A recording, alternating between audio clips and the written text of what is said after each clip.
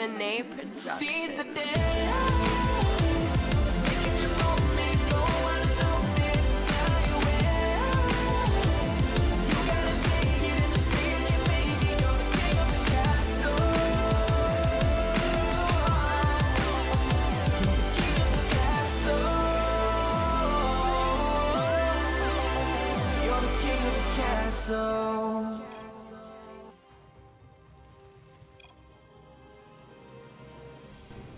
Hello everyone, my name is Shaden, and this is some more Ashfire Gaming casted replays brought to you by, of course, us at Ashfire Gaming.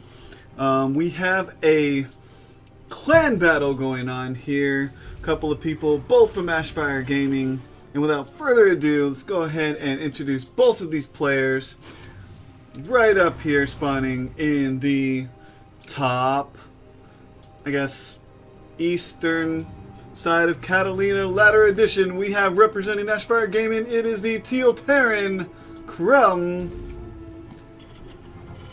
and his opponent, also representing the same clan, sporting the blue color, it is the Zerg BullsammyLOL.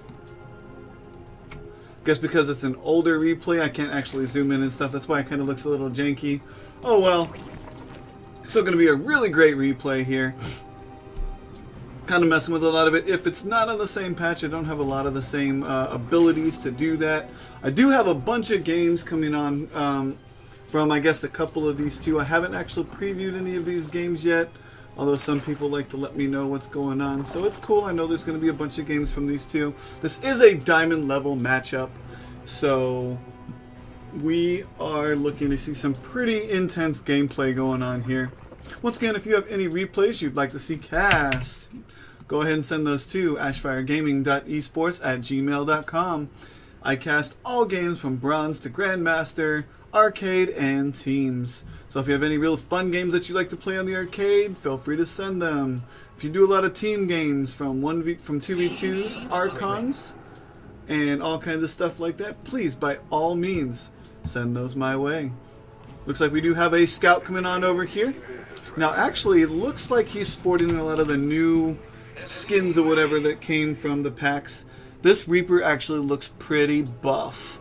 Like, it's ridiculous. I wouldn't want to come up with that guy, you know, in the middle of a fight somewhere. I mean, wow, looks like there's some Gatling guns or stuff going on here. So he's definitely going to get a pretty good scout here. Go ahead and see what he says. He does see the spawning pool. Clicks it, make sure he knows what's going on. He is going to manage to get a drone, maybe two. Nope, he is going to run. He did see everything that he needs to see. So that's pretty good. Looking over here, we have the Zerg player. He has seen that there's going to be a transfer, so he does know that it's going to be mech. So that's definitely a thing. So we're going to have a mech Terran, maybe some biomech. Look, we do have a bunch of Marines going on. So he sees a little bit of biomech going on, and of course there wasn't a Baneling nest, so Krum doesn't suspect any sort of like a Baneling bust or any real early aggression. Not too many Lings out. We do actually have a third on the way. I don't think Krum's seen it. No, Krum does not know anything about the third. So yeah, that's the thing here. Go ahead and throw this name up here, although it doesn't really make too much of a difference considering it's all at the bottom of here. Gotta get used to this new setting here. Does have a lot of cool things here. It's got your tech levels, all kinds of your idle time, and it switches actually, like if I click different units, it gives you a lot of different data right here. So that's actually pretty cool for this new WCS patch over user interfaces and stuff. So we do have a Hellion run by coming in here. And it looks like he may be able to get some damage done. I don't see a wall. So yeah, these Hellions are going to be able to get in here. They are going to spot the third right away. And it is going to prompt. Well, at least it should. Yep, there we go. Here comes some more Lings in production. So it is going to prompt a bunch of Lings. They're going to get some damage done here. Kind of knock it down quite a bit. So it's going to be easier for him to take that out if transfuses aren't a thing in the near future. I don't think we have Hellbats yet. I'm going to go ahead and see our buildings, our structures. We don't have an armory as of yet, so Hellbats are not going to be a thing. Now, if he can get a good surround, he does have speed. Oh, and the Widow Mines are there. Oh, he does manage to clean them all up. Bullsammy, good job on that one. The Hellions, now it's a little bit too late. They could have actually got a lot of economic damage if they would have just ran in right away when there was only a handful of Lings. But now pretty much the Lings are going to get us around.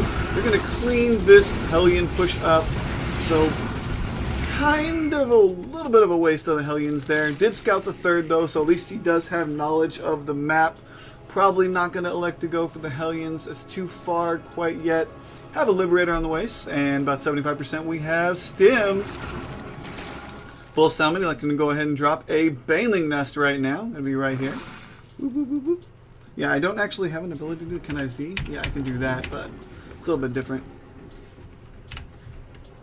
Anyways, now we're just going to start our double Evo chamber. Would like to see it over here, maybe a little bit of a wall, and maybe kind of to set it over here, kind of deny some straight pressure. Would like to not like to see the kind of attacks here that would come here, and then a drop over here, which actually there was a Widow Mine drop, and I completely missed it.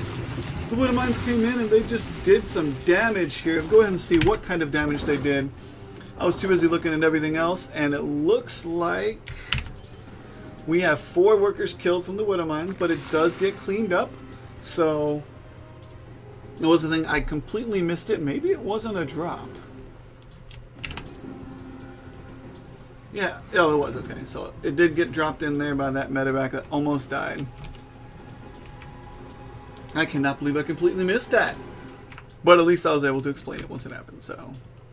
Fortunately, I'm not going to go back here. Creep Spread is actually doing pretty good for this Diamond player. Trying to connect all of his bases and get it out a little bit. Like to see these spread out in all directions. Start actually trying to get it this way, because he knows he's going to take this base.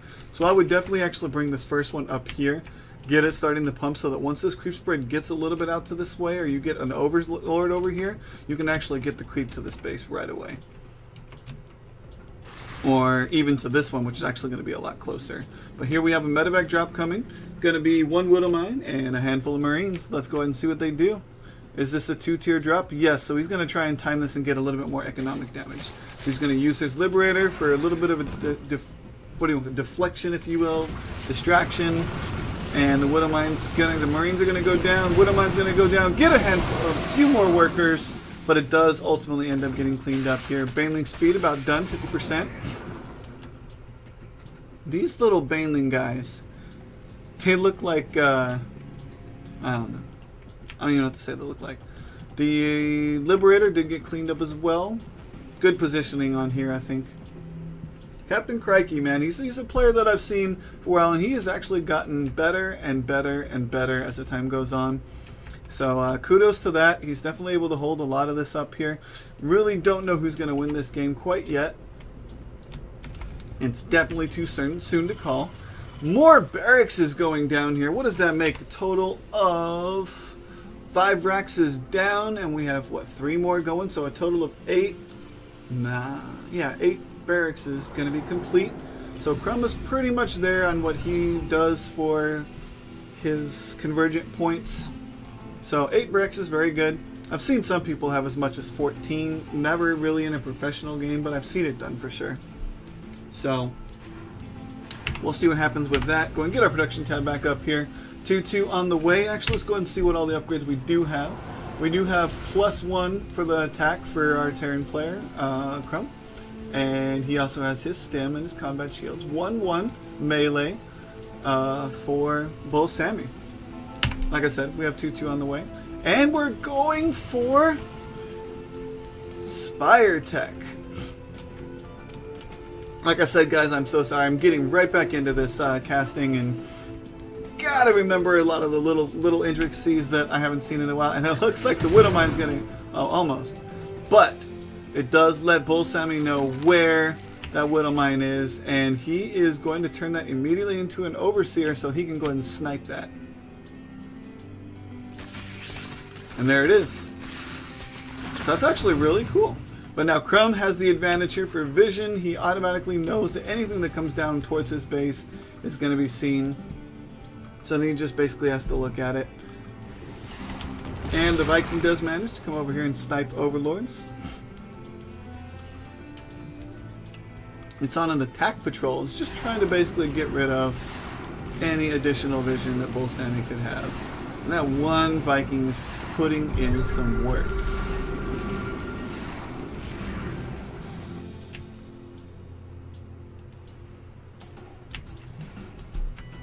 And okay, looks like we're gearing up for an attack, positioning his units up front so that he knows. Now we have BullsammyLOL just got a scout here, and we have a drop down here. And now Krum knows about the Spire. He knows it's coming. He knows that we're going on to Hive Tech as well. So the drop couldn't have been more better. Couldn't have been better planned out at the right time. He knows everything that's going on right now. And his response to this is to go ahead and start getting some anti-air going. Getting a few more missile turrets down. 7 as of right now, almost completed. And getting some AA upgrades as well. And I think Krum should also be gearing up for his 4th at this point. I don't see it built yet, so maybe he's going to try and end the game here very soon. Doesn't have his gas actually as of yet, so he's going to be going heavy bio here to deal with any AA that's going to be on the way. We have Crackling upgrade coming on, as well as your 3/3 melee and Carapace. We have +3 +2 coming on for our bio, as well as a couple more starports on the way for Krum. Now here comes the push. We're going to have to go ahead and see what happens here. And here we go. The Widow Mines get burrowed. Gotta be careful here. There's not a whole lot of Banelings. And that explosion was ridiculous. A lot of damage being done. He's not going to even be able to get that full surrounding he needs. And the Widow Mines are just doing massive damage. But the Banelings are actually able to push a little bit, but these splits are going to make it a good surround, and all these Marines are going to be able to clean up these mutas without all that extra Baneling fluff in the front. I don't know how BullsammyLOL is going to be able to hold this here with this much Marine power. It might be too much Terran, but we'll see. We have a bunch more units coming on the way. 333 is still not complete yet. More Banelings on the way. But Krum actually picking some up here. And it looks like BullsammyLOL might just barely be able to clean this up, and he does! Almost losing all of his forces, but Krum actually getting a lot of damage done there. But Krum actually still on this 3rd base. So that may have hurt him a little bit more, but with this Marine Train of Doom with these Widow Mines, it could actually mean some really rough business here for... oh, that hurts. Widow Mines still just random place being able to get a lot of damage done. There we go. Krum going to be able to take his 4th. He does go ahead and actually get the missile turret down ahead of time. Now here comes another push, but how many Banelings are going to be here? 2 more on the way. Couple of Ultralisks on the way here. Looks like this might hit just a few seconds too early though, depending on if Krum decides to push. He's pulling back just a little bit. I don't know if that was a good idea. He should have pushed right there. Oh, well, there's actually a lot of Ultras now, so it's a little bit... If there was a window at all there, Krum just lost that window. And so now I know we're going to look... I heard that famous sound. I thought we were going to hear a drop here, but it's only 1. There we go. So we're going to have a little bit of a drop coming around here. And what's the response Krum is giving? He is going for a little bit more AA upgrades, more Liberators, so he knows that Ultras are here. He knows that he's going to be into an engage, and a lot more Marauders on the way now to deal with these Ultras. Planetary Fortress is on the way as well. It's going to be right here. Upgrades we're doing is +3 +3 Carapace melee. We'll have that +4 upgrade armor going for our Ultralist buddy down here, as long as he goes ahead and gets that started soon, hopefully soon. More mutas as well. Don't understand the purpose of the mutas now at this point because of all the heavy bio, but hey, that works. But the spread out of Widow Mines is just doing so much work. And look at all this stuff getting cleaned up now. A ton of drones going down to a handful of units here. It is going to get cleaned up, but I think he kind of put himself out of position by pulling all of his army. But I love the sandwich here. Uh-oh.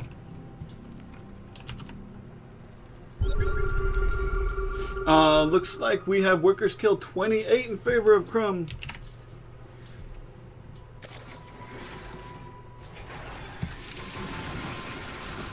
And now just, like I said, just a lot of randomly placed Widow Mines. So there's got to be a few more. I would actually honestly say make like 4 to 5 more Overseers. Because he sees it now. He's got to pull back. He can't afford to lose his Overseers to these Widow Mines that get played. Now here comes this army trained Tomb of Doom. This is all about positioning here. Getting in there against that is not going to be good. But the Banelings, there isn't much of a split there. Oh my gosh, that was horrendous! And all of these mutas are going to be able to clean up this mess, I think, here. And no, actually, the Liberators are... I think the Liberators are going to be able to clean it up, yeah. Because they do very, very good work against mutas, especially with a couple of Marines behind them. And now it looks like we're going to have a counter-attack coming. And are they going to be able to get the CC? That's the question. I don't think so, not with all these Liberators here. He needs to save the Ultras while he can. They do get it, but he needs to get them out. He needs to get the Ultras out.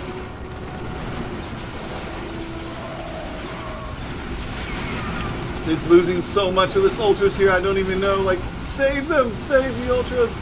But the mutas are actually now coming in. They're going to be able to clean up the Liberators a little bit. I would have rather seen maybe some Infestors. And the GG is called! BullsammyLOL comes back and wins! That was absolutely amazing. Totally out of left field. Mistakes were made in not being able to split the army right there at that last engagement where all the Banelings came in and cleaned up that. And I think that's where the game took a definite southern turn against Krum there. And just the immediate attack to kill the economy, to stunt the economy for Krum, just happened to do so well. And that ended up being the game. Wow. Hey, thanks guys for watching. If you like what you saw, you're liking the quality of the video, and you're liking the casting, please hit that like button, hit that follow button. And of course, if you'd like to see any replays be cast, go ahead and send them to ashfiregaming.esports@gmail.com. I am Shaden, and you guys have a wonderful night.